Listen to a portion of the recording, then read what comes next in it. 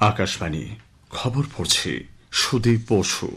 এখনকার বিশেষ বিশেষ খবর হল, জম্মু কাশ্মীরের একাধিক স্থান লক্ষ্য করে পাকিস্তানের ক্ষেপণাস্ত্র হানা ব্যর্থ করে দিয়েছে ভারত। পাক হামলার প্রেক্ষিতে উদ্ভূত পরিস্থিতির মধ্যে কেন্দ্রীয় স্বরাষ্ট্রমন্ত্রী অমিত শাহ সীমান্ত সুরক্ষা বাহিনী বিএসএফ এর শীর্ষ আধিকারিকদের সঙ্গে কথা বলেছেন। সীমান্ত পার থেকে লাগাতার উস্কানির মধ্যে বিদেশমন্ত্রী ড এস জয়শঙ্কর মার্কিন বিদেশ সচিব মার্কো রুবিওর সঙ্গে টেলিফোনে কথা বলেছেন। তিনি ইতালির উপপ্রধানমন্ত্রী এবং ইউরোপীয় কমিশনের আধিকারিকের সঙ্গে টেলিফোন বার্তায় উত্তেজনা বৃদ্ধির যেকোনো প্রয়াসের উপযুক্ত জবাব দেওয়ার কথা জানিয়েছেন। উদ্ভূত পরিস্থিতির প্রেক্ষিতে সমস্ত স্তরের কর্মী ও আধিকারিকদের ছুটি বাতিল করেছে কয়েকটি রাজ্য। মার্কিন ধর্মযাজক রবার্ট ফ্রান্সিস প্রিভোস্ট নতুন পোপ নির্বাচিত হয়েছেন। বিশ্বকবি রবীন্দ্রনাথ ঠাকুরের ১৬৪তম জন্মবার্ষিকী আজ নানা অনুষ্ঠানের মধ্যে দিয়ে পালিত হচ্ছে। আসছি বিস্তারিত খবরে। জম্মু কাশ্মীরের সাতোয়ারি, সাম্বা, আরিসপুরা এবং আর্নিয়া সেক্টর লক্ষ্য করে পাকিস্তানের ক্ষেপণাস্ত্র হানা ব্যর্থ করে দিয়েছে ভারত। গতরাতে ৮টি ক্ষেপণাস্ত্র ছোঁড়ে পাক বাহিনী। প্রতিরক্ষা বাহিনীর পক্ষ থেকে জানানো হয়েছে, সবকটি ক্ষেপণাস্ত্রই ভারত নিষ্ক্রিয় করে দিয়েছে। জম্মুর এই হামলা ইসরায়েলে হামাসের আক্রমণে ধাঁচে করা হয় বলে সূত্রের খবর। পাকিস্তানি গুপ্তচর সংস্থা আইএসআই এবং হামাস গত মাসে পাক অধিকৃত কাশ্মীরে এক বৈঠকে মিলিত হয়। আকাশবাণী সংবাদদাতা জানাচ্ছেন, জম্মু, পাঠানকোট, উধমপুরে আন্তর্জাতিক সীমান্তবর্তী সামরিক ঘাঁটিগুলি লক্ষ্য করে পাকিস্তান ক্ষেপণাস্ত্র ও ড্রোন নিক্ষেপ করে। তবে ভারতীয় সশস্ত্র বাহিনী তা প্রতিহত করেছে। কোনো ক্ষয়ক্ষতি বা হতাহতের খবর নেই। প্রতিরক্ষা বাহিনীর পক্ষ থেকে জানা গেছে, পশ্চিমাঞ্চলের বেশ কিছু জায়গায় আকাশে ড্রোন উড়তে দেখা যায়। সেগুলি হামলার উদ্দেশ্যে ব্যবহার করা হয়েছিল বলে জানা গেছে। তবে ভারতের পক্ষ থেকে ক্রমাগত নজরদারির কারণে সেই উদ্দেশ্য সফল হয়নি। এর মধ্যে জম্মু কাশ্মীরের সাম্বা জেলায় আন্তর্জাতিক সীমান্ত এলাকায় বিএসএফ গতরাতে অনুপ্রবেশের চেষ্টা ব্যর্থ করে দিয়েছে। পাঞ্জাবের সশস্ত্র বাহিনী গতরাতে পাঠানকোট, জলন্ধর, অমৃতসর এবং ভাটিন্ডা সহ কয়েকটি স্থানে পাকিস্তানের আক্রমণের একাধিক চেষ্টা ব্যর্থ করেছে। জলন্ধর, পাঠানকোট ও ভাটিন্ডা সহ কয়েকটি জেলার ডেপুটি কমিশনার ও পুলিশ প্রধানরা জানিয়েছেন যে ড্রোনের মতো হাতিয়ার ব্যবহার করা হলেও সশস্ত্র বাহিনী সেগুলি নিষ্ক্রিয় করে দিয়েছে। এখনো পর্যন্ত কোনো ক্ষয়ক্ষতির খবর মেলেনি।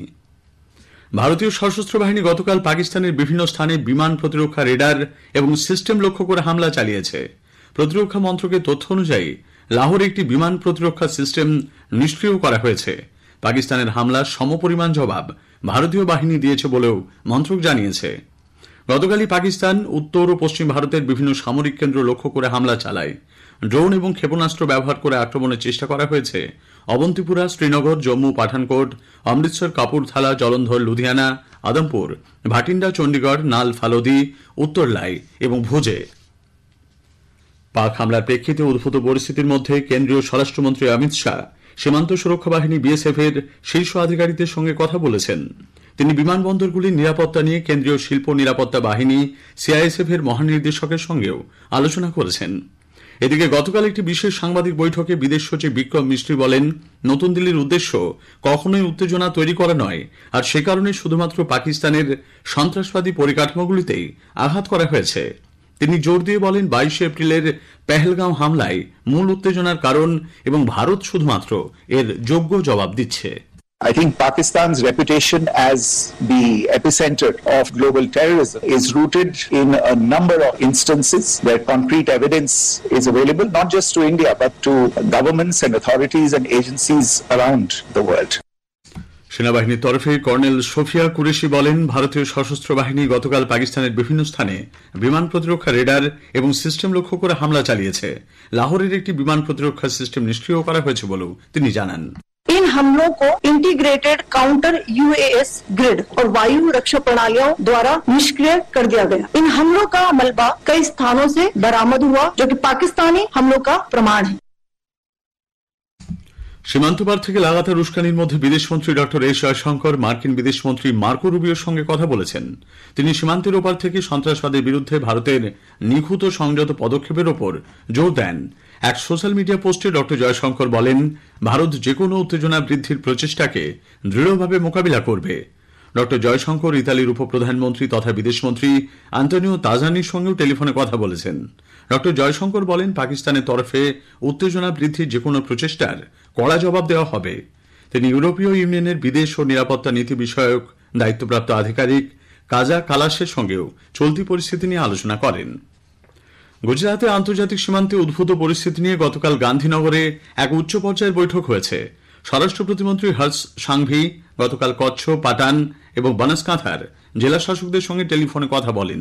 সতর্কতামূলক ব্যবস্থা হিসেবে ভুজ, রাজকোট সহ রাজ্যের 6টি বিমানবন্দর বন্ধ করে দিয়েছে প্রশাসন। এদিকে পাকিস্তানের দিক থেকে সাম্প্রতিক আক্রমণের প্রেক্ষিতে কিষানগড়, ভুন্তার ও লুধিয়ানা বিমানবন্দর বন্ধ করে দেওয়া হয়েছে। এর আগে রাজস্থান, পাঞ্জাব, জম্মু কাশ্মীর, চণ্ডীগড় ও হিমাচল প্রদেশেও বেশ কিছু বিমানবন্দর বন্ধ করে দেওয়া হয়। এদিকে অসামরিক উড়ান চলাচল মন্ত্রক দেশ জুড়ে সমস্ত বিমানবন্দর বন্ধ করে দেওয়া হয়েছে বলে সংবাদ মাধ্যমে প্রকাশিত খবর ভিত্তিহীন বলে খারিজ করে দিয়েছে। জম্মুর পাঠানকোট কিংবা রাজৌরিতে আত্মঘাতী জঙ্গি হানার খবর ভুয়ো বলে সরকার জানিয়েছে। প্রতিরক্ষা বিভাগ সূত্রে জানানো হয়েছে যে কোনো পক্ষ থেকে এখনো ট্যাঙ্কের ব্যবহার করা হয়নি। সরকার পাকিস্তানে তৈরি ওয়েব সিরিজ, ফিল্ম এবং অন্যান্য কন্টেন্ট ওটিটি প্ল্যাটফর্ম এবং মিডিয়া চ্যানেল থেকে সরিয়ে দেওয়ার জন্য বলেছে। অবিলম্বে এই নির্দেশ কার্যকর হয়েছে। তথ্য ও সম্প্রচার মন্ত্রকের পক্ষ থেকে গতকাল এক নির্দেশিকা জারি করে সংশ্লিষ্ট পক্ষগুলিকে জানানো হয়েছে, পেহেলগাঁও জঙ্গি হামলার প্রেক্ষিতে জাতীয় নিরাপত্তার স্বার্থেই এই সিদ্ধান্ত। দিল্লি সরকার পরবর্তী বিজ্ঞপ্তি না দেওয়া পর্যন্ত সমস্ত কর্মী ও আধিকারিকদের ছুটি বাতিল করেছে। সরকারি এক নির্দেশিকায় বলা হয়েছে, বর্তমান পরিস্থিতির প্রেক্ষিতেই এই সিদ্ধান্ত। পাশাপাশি আপৎকালীন পরিস্থিতি মোকাবিলায় প্রস্তুতি সুনিশ্চিত করাও এর লক্ষ্য। পশ্চিমবঙ্গেও সাম্প্রতিক পরিস্থিতিতে সরকারি কর্মীদের ছুটি বাতিল করা হয়েছে। খবর শুনছেন আকাশবাণী থেকে। আমাদের সংবাদ শোনা যাচ্ছে ইউটিউব চ্যানেল আকাশবাণী সংবাদ বাংলা, ফেসবুক, ইনস্টাগ্রাম আকাশবাণী সংবাদ কলকাতা এবং এক্স হ্যান্ডেল এআইআর নিউজ কলকাতাতে।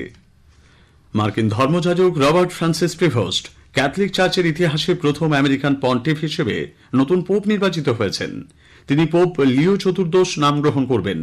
শিকাগোতে জন্মগ্রহণ করা 69 বছর বয়সী প্রিভোস্ট অগাস্টিনিয়ান ধর্মসংঘের সদস্য হিসেবে পেরুতে মানুষের সেবায় নিয়োজিত থেকেছেন।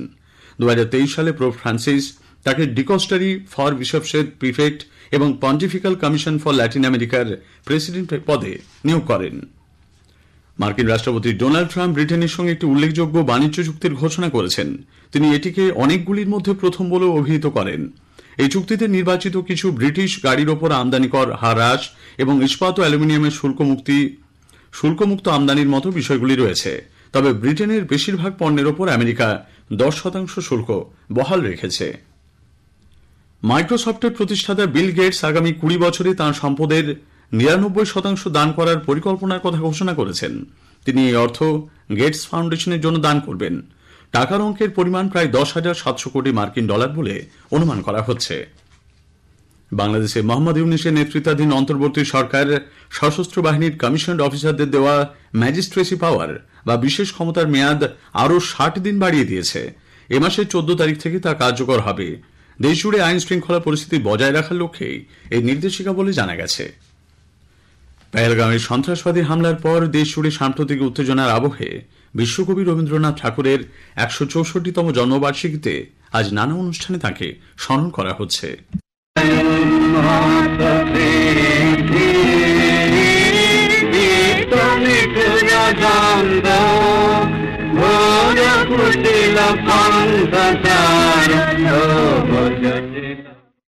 পশ্চিমবঙ্গ সরকারের উদ্যোগে মূল অনুষ্ঠানটি হবে বিকেলে কলকাতার রবীন্দ্র সন্দর লাগোয়া ক্যাথেড্রাল রোডে।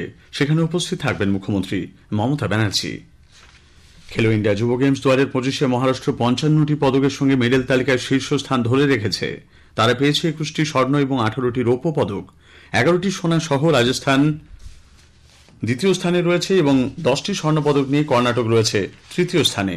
আজ গেমসের ষষ্ঠ দিনে সেপাক তাকরাও, বাস্কেটবল, শুটিং, রাগবি এবং খোখোতে বেশ কয়েকটি পদক নির্ধারিত হবে।